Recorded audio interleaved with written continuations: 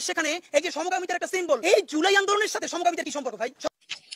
আসসালামু আলাইকুম ওয়া বারাকাতুহু। আজকে আপনাদের ভিডিও দেখাবো শরীফ ওসমান হাদী ভাইয়ের কথাগুলো মনে হয় যে একদম কলিজার থেকে বলছে।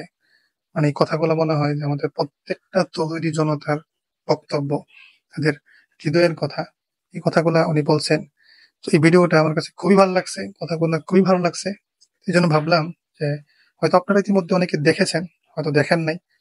তো তাদের জন্য আজকের ভিডিওটা আমি তাদেরকে দেখানোর জন্য, কথাগুলা আপনাদেরকে শোনানোর জন্য, এবং আমি আশা করি এই কথাগুলো আপনাদের হৃদয়ের কথা।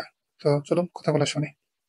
সরকার ইতিমধ্যে একটা জুলাই ক্যালেন্ডার ঘোষণা করেছে। জুলাইয়ের 1 তারিখ থেকে 36 জুলাই বা আগস্টের 5 তারিখ পর্যন্ত সে অনেক প্রোগ্রাম করবে। এখানে দুই একটা জিনিস শুধু নুক্তা দিয়ে রাখা মনে করি। নাম্বার 1, সে এখানে এই জুলাইয়ের যত স্টেক হোল্ডার প্রায় সবাইকে নিয়ে বিভিন্নভাবে সেলিব্রেট করবে। যে অমুকের স্মরণে দেখেন এখানে একটা মুশকিল হলো, দেখলাম রিয়া গোপের নামে একটা প্রোগ্রাম আছে, এরকম বিভিন্ন সিগনিফিকেন্ট শহীদের নামে। এখন মুশকিলটা হলো আপনি যেদিন রিয়া গোপের নামে প্রোগ্রাম করবেন, শহীদ আব্দুল আহাদের বাবা, যে আহাদ সবথেকে কনিষ্ঠ, যার বয়স মাত্র 4 বছর, সে তো বলবে যে আমার ছেলে কি তাহলে শহীদ হয় না, তার নামে কি একটা দিবস করা যায় না? আপনি যখন শহীদ আবু সাঈদের নামে একটা দিবস করবেন, তখন ওয়াসিমের পক্ষ থেকে বলা হবে একই তারিখে চট্টগ্রামে আমার সন্তান শহীদ হয়েছে, তাহলে কি তার নামটা নেওয়ার কোনো দরকার নাই? আমাদের ডকুমেন্টেড 1500 বেশি শহীদ আছে, আপনি কার নামে করবেন? যার সাথে লিঙ্ক লবি বেশি বা যাকে নিয়ে আপনার পলিটিক্যাল ফায়দা বেশি তার নামে? সুতরাং আপনাদেরকে একটা মনে করাই দেই, এই জুলাই ক্যালেন্ডারের মধ্যে একটা প্রোগ্রাম রাখা হয়েছে যে নারী পুরুষ নির্বিশেষে এই আন্দোলনে তৃতীয় লিঙ্গের যাদের অবদান আছে। খুব ক্লিয়ার একটা কথা বলি, তৃতীয় লিঙ্গ বলতে আসলে ওরকম কোনো লিঙ্গ নাই। লিঙ্গ মানে বায়োলজিক্যাল লিঙ্গ। আমাদের বাংলাদেশে জনগোষ্ঠী 3টা বায়োলজিক্যালি, পুরুষ, নারী অথবা হিজড়া জনগোষ্ঠী, যারা আমাদের সমাজের মূলধারার অংশ। আপনি বলবেন ঠিক আছে পুরুষদের জন্য এটা, নারীদের জন্য এটা, ওকে। এই আন্দোলনে আমাদের হিজড়া জনগোষ্ঠীর ভাই বোনেরা কিভাবে কন্ট্রিবিউট করেছে আপনারা দেখেছেন।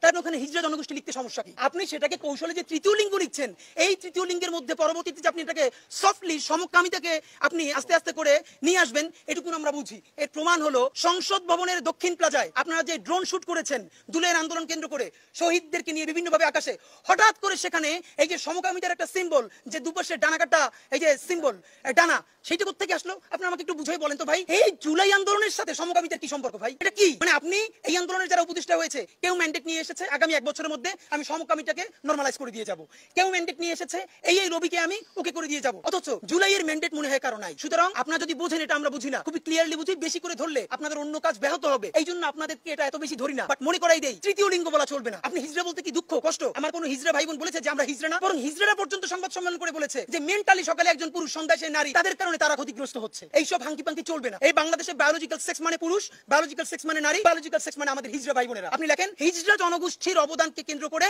তাদের ত্যাগকে মূল্যায়ন করে প্রোগ্রাম করবেন, কিন্তু এই তৃতীয় লিঙ্গে লেখা চলবে। আরো একটা খুব বাজে কাজ করা হয়েছে এই ক্যালেন্ডারের মধ্যে। ক্যালেন্ডারের অনেকগুলো প্রোগ্রামের একটা প্রোগ্রামের শেষের দিকে রাখা হয়েছে এই জুলাই আন্দোলনকে কেন্দ্র করে মাদ্রাসা শিক্ষা বোর্ডের অধীনে বাংলাদেশের মাদ্রাসাগুলোতে জুলাই আন্দোলনকে কেন্দ্র করে একটা অনুষ্ঠান হবে, আলোচনা সভা। মানে মনে হলো যেটা খুবই ভালো কাজ, মাদ্রাসাকেও ইনভলভ করা হয়েছে। প্রথমত এটার মধ্যে বড় একটা ভাওতাবাজি আছে।